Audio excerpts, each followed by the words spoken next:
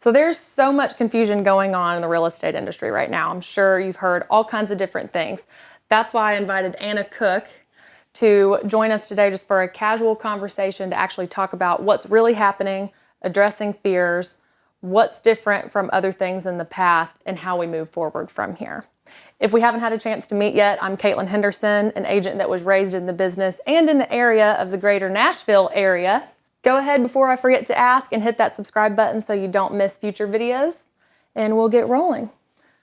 Hi. Hi, how are you? I'm fantastic. Thank you for being here today. Thank you for having me. I love talking about mortgages and money in the market. Yeah, pleasure's all mine.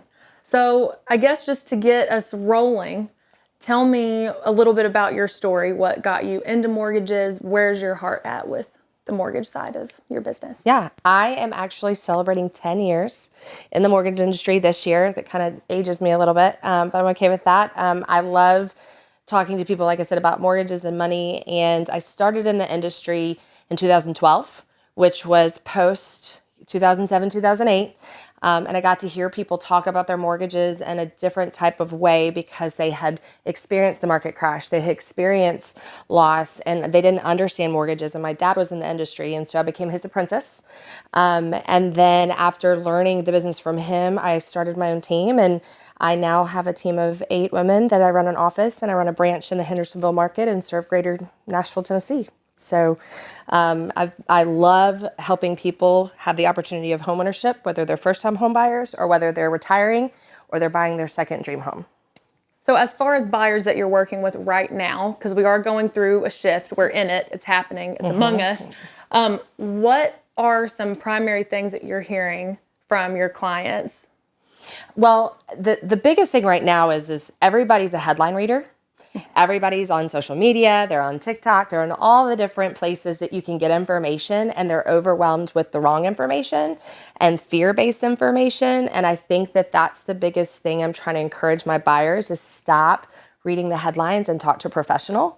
Because the rule of thumb is, and you hear this catchphrase all the time, but it's when was the best time to buy a house? That was 5 years ago. When's the next best time? It's now. Right. And there is a change happening in the market, but I'm actually calling it a stabilization instead of a shift. And the reason is because when we hear the word shift, we think we're going to go back to that 07, 08. But stabilization means instead of us going like every year, we're having these increased prices to where it feels like we're out of control. We're actually going to stabilize and go back to the normal amount of growth that we're supposed to have in the market. And that's really exciting for both sellers and buyers. I'm actually very excited about it right now. Me too. And that's something that everyone that I've talked to feels so shocked when I say, oh, I'm so grateful it's happening. It stuns people. Yes. And it cracks me up because where we were going wasn't sustainable. Correct. I'm truly shocked it happened so quickly and rapidly. But even with the shift, we in the industry that actually are data driven and actually look at not only what we're seeing as far as like lagging metrics, but things like the proactive vision of where we're going. We knew this was happening. We just didn't expect it to happen at a slam in our face pace, right? Yes, right. Well, and I joke all the time. Everybody remembers when toilet paper was flying off the shelves, right? Because everybody thought we were going to not have any more. So 2021 and 2020, both where there was limited resources of inventory or houses, and everybody felt like if they didn't get into the market, that they were going to miss out. So it drove everything. Well, then just like you started paying more for toilet paper, or anytime there's a scarcity of a resource, you start paying more for it. That's what happened with housing. And so people will always need a place to live. And so people are willing to pay higher prices to get into something quicker, and it drove the market up really quick. Nashville's also historically not seen the increase it should have early on in the purchase market because we were still a sleepy big town. Now we've just boomed overnight. So we've had a really massive amount of growth in a short amount of time. Think about it like when a kid has a growth spurt. Nashville had a growth spurt the last 2 to 3 years. And we felt it all at once. Growing pains. Yes, and the pains and everything that goes with it. So, now we're going to normalize like you do after a growth spurt, and you just kind of naturally start growing. I know that we were just talking about that with my daughter. So, yeah. So I think this is a healthy thing, but there's still a lot of fear behind it for sure. Yeah. So let me ask you, this isn't necessarily the direction I was intending on going, but As far as, so we've had, I'm sure you can agree, we've had a lot of relocating folks moving here from other states all over the country. So what are you seeing for the locals here that this has been home trying to move in the market recently? I do think that our natives, and I'm born and raised in Nashville, so I've seen this city go from the sleepy big town to this, massive metropolitan city. And I think the discouragement is that people think that they're priced out of the market. And it definitely has driven prices up. What I would encourage people, if you're from the area or you're from an area that you've seen a massive growth in, is to keep looking. I joke about this, and it's probably not the best analogy, but it's kind of like being on Tinder. You just got to keep swiping. Right? Just keep swiping till you find the right one. The other thing is to drive to the zip code you can afford. And so what I mean by that is a lot of people are having to get outside of the city. With remote working now being more popular, that's allowed for people to do that. But I've had this year alone, I've had people get in with 3% down, do 100% financing through a state loan that we offer in THCA. And they got into the market. They had to look a little bit longer, and they had to maybe change what they wanted in the house just a little bit.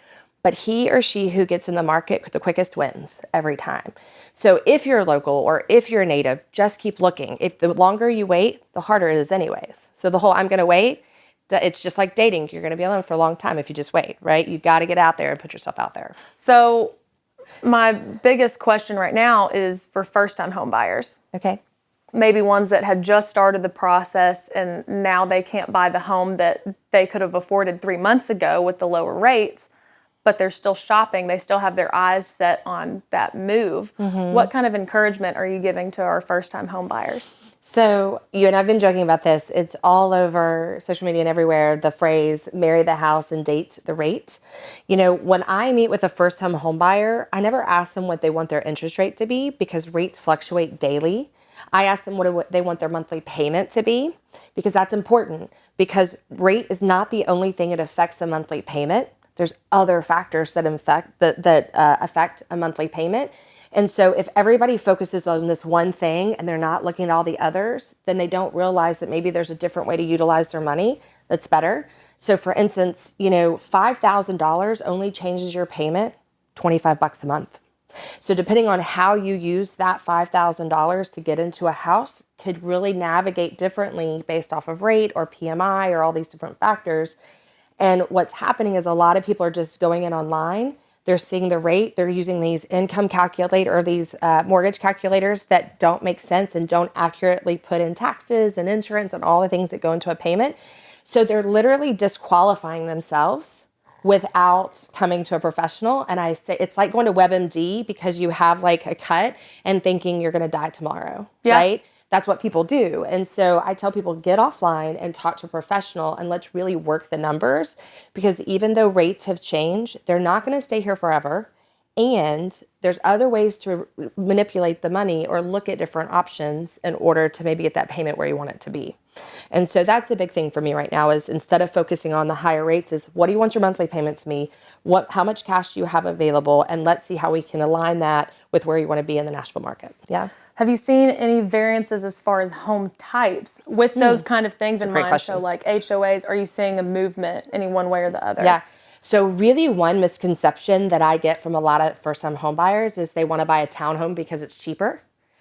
But when we add in an HOA or home association fee, they could be upwards of $100 to $150.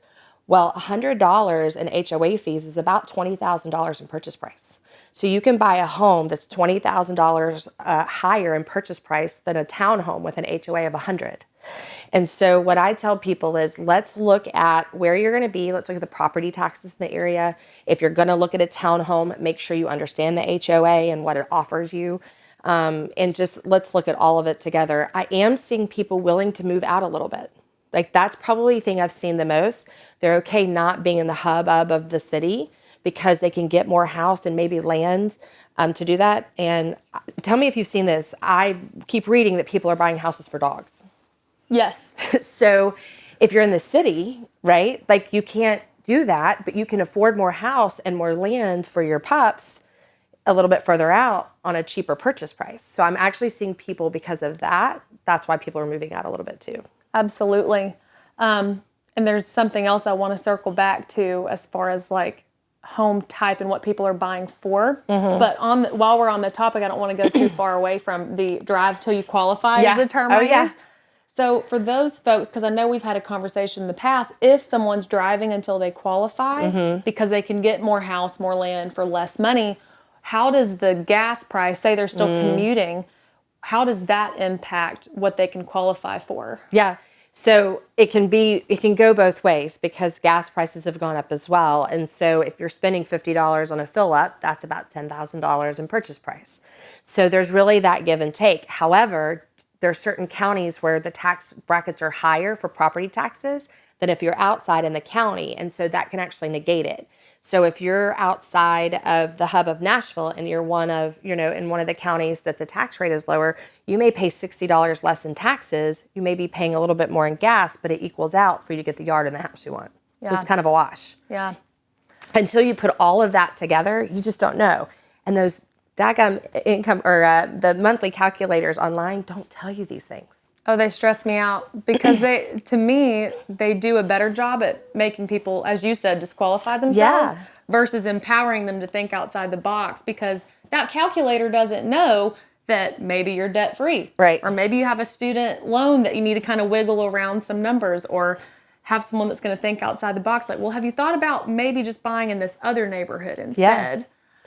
So. Well, and there's so many areas in the Middle Tennessee, market changing, and when you're taking clients out as a real estate agent, you're seeing, which neighborhoods are also up and coming that you could get in at a cheaper price and in 3 to 5 years sell it because it's going to, have a great boom. Which tax, brackets are out there for property taxes. So if people are really, payment conscious, you could say, well, let's look in this neighborhood. It's very similar to this one over here, but maybe it's going to cost you 60 or 70 bucks less.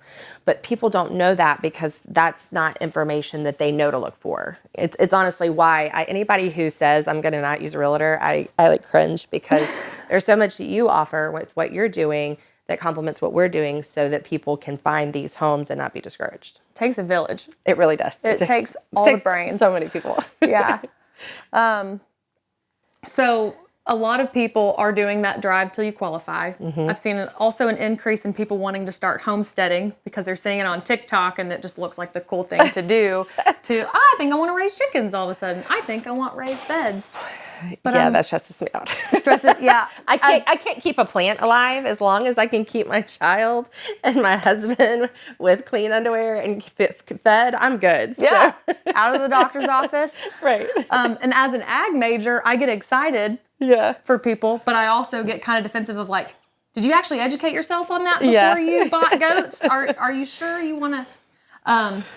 But on the flip side of that, I'm also seeing, especially with a lot of millennials that waited to buy, and even Gen Z, as they're coming up into the market, they're wanting lower maintenance properties. And I was in a model home just last week, and that is their like focus. It's all clean, neat, modern. So my question, or before I get there, with these first-time home buyers that are leaning more that way versus the land, I've recognized it's a heart that they want to pursue other dreams. Like maybe they want to travel more, and if they have less house, they can travel. So my question in conjunction with that is, do you still think the American dream is the American dream? So that's a big question. So I'm going to break it down for a minute. And a lot of this is going to be more my opinion, which, than data. I think the American dream shifts with each generation. I just finished reading the book, The Psychology of Money, and we talk about money in a way that deals with how you grew up thinking about money. Like I grew up in the 80s and then was a first-time home buyer and bought my first home right before the market crashed. And Eric and I lost our jobs and had to start over. This was before I was in this industry. So my American dream, is different than someone who grew up post-crash and everything else. I think that right now there's a lot of people, because of everything that's happened in the last few years, trying to define what they want. And it used to be collective. You buy a house, you stay in it for 30 years, you pay it off. The average home buyer stays in a house about 3 to 5 years. So when I'm looking at people investing in the housing market, I ask them what are their plans for the next 3, 5, and 7 years? Because if they plan to travel and they eventually want to turn it into an investment property, we're going to look at housing differently than someone who's buying the house for the kids until they graduate from high school, right? So the American dream, I still think at the heart of the American dream is we want something that we call our own, and that we want something that we can say we belong to. And that's always been housing. I think everybody wants a piece of something that's theirs. And I think there's times in life where it's intentionally different because of where you're at in your phase of life, right? Like my husband and we just bought our third home. So we have a very different plan than we did our first home. Our first home was a fixer-upper townhome, and we loved it. We stayed a little bit longer in it, but it was still a great home. And so like, your American dream may be different than mine in the sense of what we want for housing. I still think at the heart of your question is people are always going to want something that they can call home. And from a financial standpoint, because that's what I do, you should always, if you can own, try to own, because the number one way to build wealth being having something that grows over time, is housing. It's the one thing that always, always, always grows. Even with the market crash of '07, people still, when they sold their home years later, made a 3 to 4% return, which means they made on average like $12,000 a year on the house. So for me, the American dream is having options. And one of those options is being a homeowner. Does that answer your question? Yeah, absolutely. So that was great. Yeah, I'm really passionate about home buying and home owning. I'm a first generational home buyer. I've seen people build wealth through it. And I think we get, in our minds, wealth has different connotations now in our society.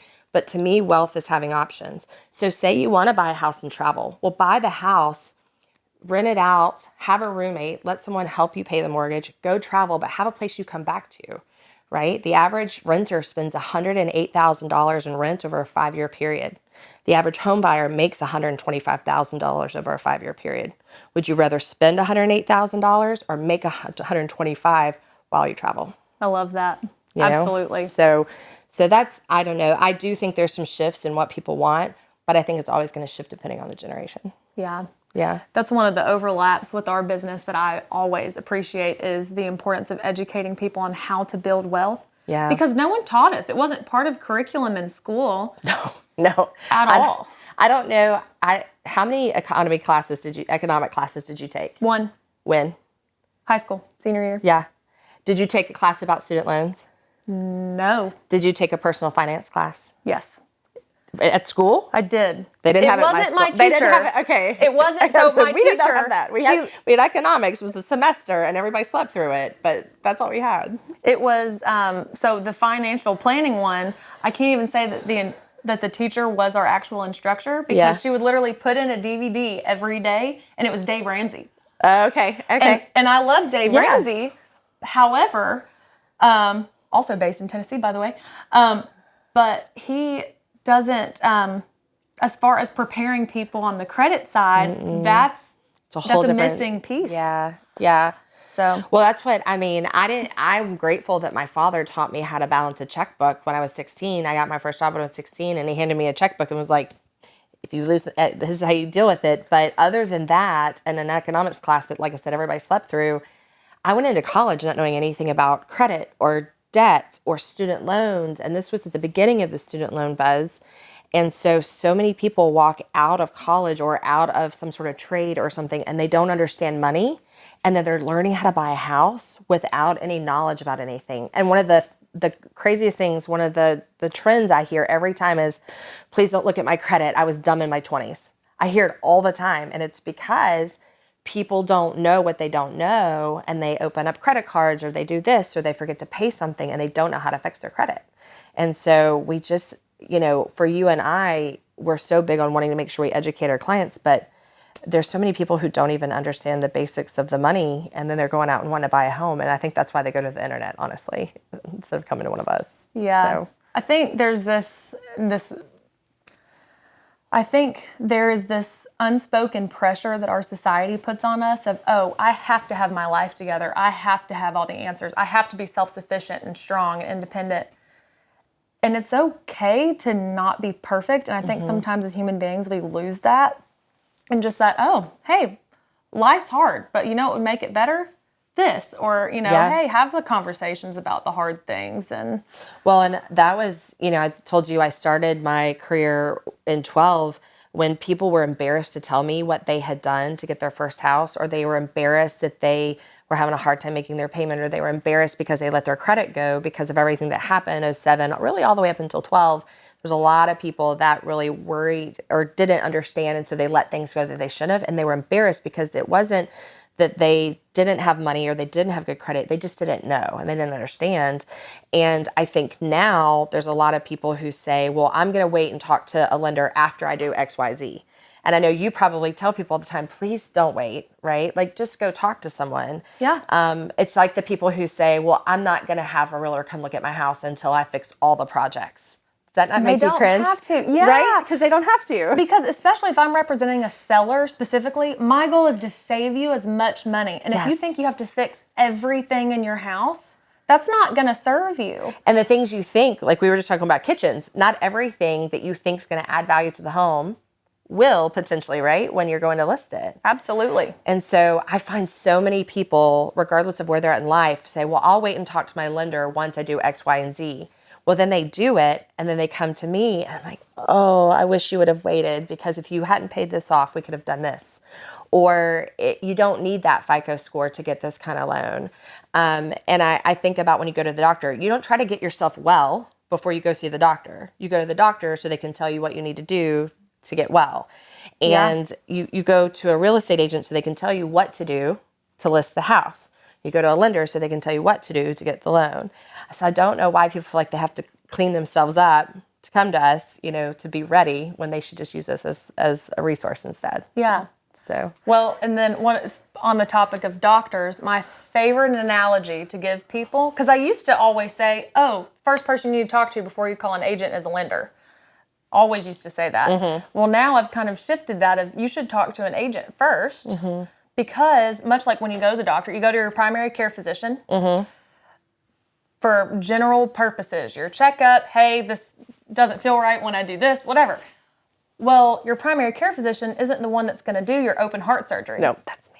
They're not going to be your brain surgeon or you know, insert specialty here. Yeah. But that is your trusted resource that you have a relationship with, and be like, you know who has a really good solution for what you're seeking?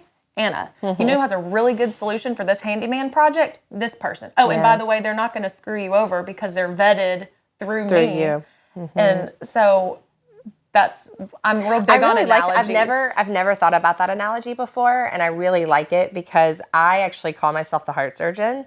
No way! Mm-hmm. I did not know that. I know. I don't know that I've told you that I tell people this. That's crazy. So I always tell people, because clients will come to me and they'll say, well, I just want to know this or this, but can you do it without pulling my credit? Or I just want to do this or this, but I don't want to send you my bank statements. Again, it's that like worried part of it. And I'm like, listen, I'm your heart surgeon. If I'm going to open you up and I'm going to get in there, I need to see all of your medical records. I need to see your x-ray, which is your credit report. I need to see your bank statements. Those are your prescriptions. Like, I need to see your medical history so that I can diagnose what type of surgery and how quickly we can get you in and get you out. And if you don't give me everything, I'm not going to be the best surgeon, and I'm going to miss something that needs to be addressed. And so I love that, because I literally call myself people's heart surgeons all the time, because I think that a medical analogy works a little bit, because people get scared in finances, but we've all been to the doctor and needed a specialist or someone that we trust. And so I'm going to have to start using that one. Do it. I like that one. Yeah. That's so cool. I had no clue that you referred to yourself as a heart surgeon. I do all the time. I mean, not all the time, but to my clients, I am a huge analogy person. So I like doing that. Yeah. Well, and then even just to stick with the same analogy, once you send a client to the heart surgeon, your primary care physician is still going to care about your updates and care, okay, well, what do we need to do? Like, is there any preventative measure? Is there anything I need to be available for to help you with your recovery? Yeah. Well, and then we're communicating throughout the whole process, just like you do with your PCP and your surgeon. So, absolutely. Okay. I'm going to use that one now. I love it. Good. I'm a big analogy nerd. Me too. It helps. It works. So the big question, and the one that, because of all the clickbait traps, I would be remiss if we didn't go to this part in our conversation, addressing the fear of the market crashing like it did in 07, 08, which I know you and I both know why that won't happen, why it can happen, but can you expand to kind of encourage a little bit, let's speak into that a little bit. And I'll preface with this, just like gas prices, we don't know when they'll go up or down. Just like rates, we don't know when they'll go up or down. We can't say there will never be a market crash, right? I have to put that out there. What we have to look at is historical data and trends. Everybody thought that a lot of people, especially if you didn't live through it, think that the market's going to crash because they think we're in a bubble, right? They think that the housing market's going to keep going high, high, high. Well, we talked about at the beginning of our conversation, we're stabilizing. That's a healthy place. So let's talk about the factors that created the market crash of 07, 08. Now, keep in mind, I bought my first house right before the market crashed, and I still made money on it when I sold it. Very important. That's important, right? Those are two factors that are truthful for me. But here's what I'll tell you what happened. We had really high inventory. It's not where we're at right now. We had moderate to normal rates, okay? We had bad mortgages, right? And we had a changing economy. So the number one factor that actually drove the market crash of 07 and into 08 was the mortgage crisis. It wasn't the actual recession. The recession came after the mortgage crisis. What happened in 07, 08 is people were getting qualified they weren't even getting qualified. They were being given homes. They were buying homes with stated income, without qualifying for a debt to income ratio. They were getting into homes without any equity in them, and getting into loans that were bad written loans. They were interest only, they were balloon notes, and they were based off of misinformation. They were overappraised. There was all these things that happened. And what happened with that is when you walk into a home and then something changes with your job or it changes with your income and you don't have any equity in it or any money sitting in the house, is it easy to walk away from it? Yes. Like if you were to get into a bad financial situation and your house wasn't worth anything and you felt like you were given something bad, you would just want to give it back to the bank. Well, that's what happened. People said, I'm just going to walk away from the house. I'm going to foreclose and I don't want this. And they just left their houses. So all over the nation, houses were foreclosed upon and people left their homes because they couldn't afford them because of the types of loans they were in. The reason that's different now is that we had some changes in 2011 that regulated our industry. So now we ask for everything but your macaroni necklace from first grade and a blood sample. I mean, you can't get qualified without turning in your whole life story, right? You have to get pre-approved. You have to sit down with a licensed loan officer, and then we have to disclose that it doesn't have a prepayment penalty, that it doesn't have a balloon note, that it is a fixed rate. Like we are so regulated right now. This is the most regulated our industry has ever been. And so the difference is people have money in their houses. Houses like equity, which is the growth of the worth of the house over time. People have gained anywhere from 5 to 20% in equity year over year. So people who bought in 2018 have a couple $100,000 sitting in that house. So do you think they're going to walk away from that? No. So we're not in a market crash. Even if we hear the word recession and market and housing crisis aren't synonymous. The only time in history that we've had those two together was 07, 08. Yeah. That's it, ever. In the housing market. So the difference right now is, I'm going to go back to the toilet paper analogy of 2020, is that we had a growth spurt in Nashville, we had a lack of inventory, and we had low rates. And it drove us to go, I want a house. No, I want the house. No, I'll get the house. I'll take the house, but I'll pay this for it and I'll pay this for it. That's what happened.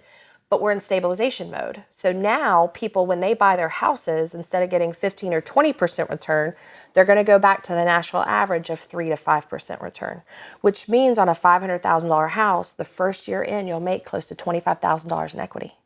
Where can you go in any economic place in your life and make 25 grand in the first year of having it? Right. Can't do it in the stock market, even in a good economy, right? You can't do it in your bank account. That doesn't make you any money. Right? And a small money market account, maybe get 2%. So we're not in a market crash, we're in a market stabilization. And so people are waiting for the shoe to drop. And also, do we want the shoe to drop? Like, why are we waiting for that? Why are we waiting for something bad to happen so you can get cheap housing? Because if you wait for something like that, it means other things in the economy are bad, right? So I tell people, stop waiting. It's not going to crash. It's going to stabilize. And he or she who gets into the house first makes the most money the quickest and wins. So if you stay in the house for 3 years, that's $75,000 in your pocket. Where else can you go and just live and make $75,000?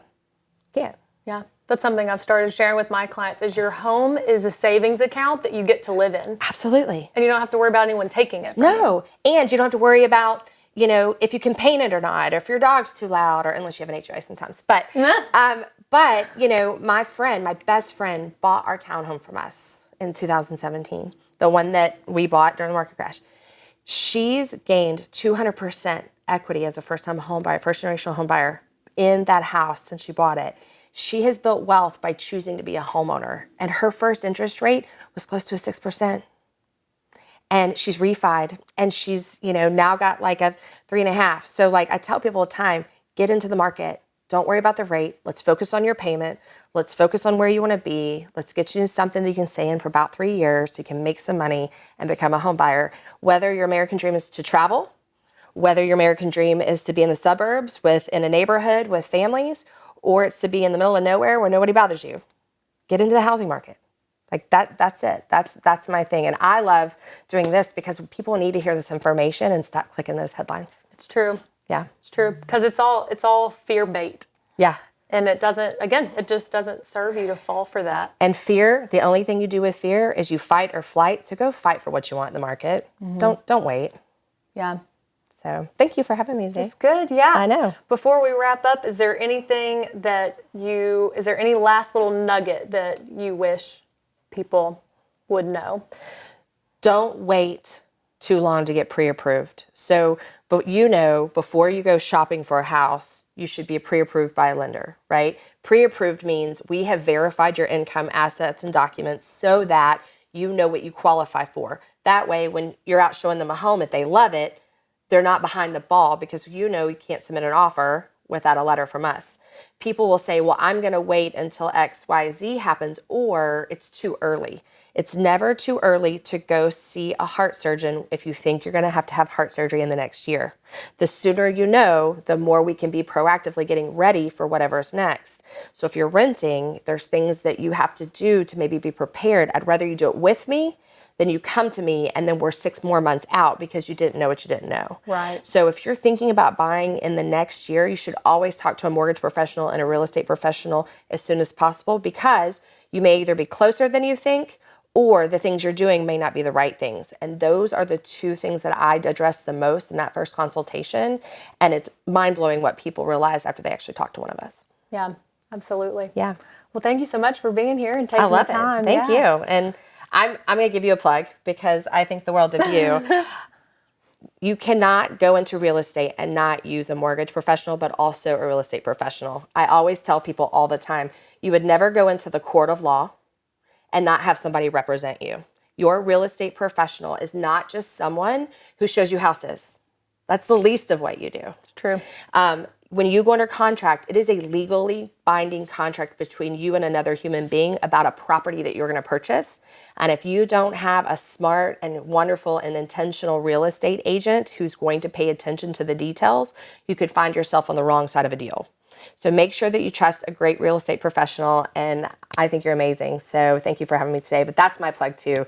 I just think that people who say I'm going to save money by not using a real estate agent, they always lose out. I've seen it time and time again. Yeah. So, well, if you're curious what home buying or selling would look like for you in the next year, I'm going to put all my contact information below as well as Anna's. So we've got you covered on there. But if you haven't already, hit that subscribe button for more videos like this, as well as advice, tips, and tricks as we continue to navigate the ever-changing real estate market. See you next time.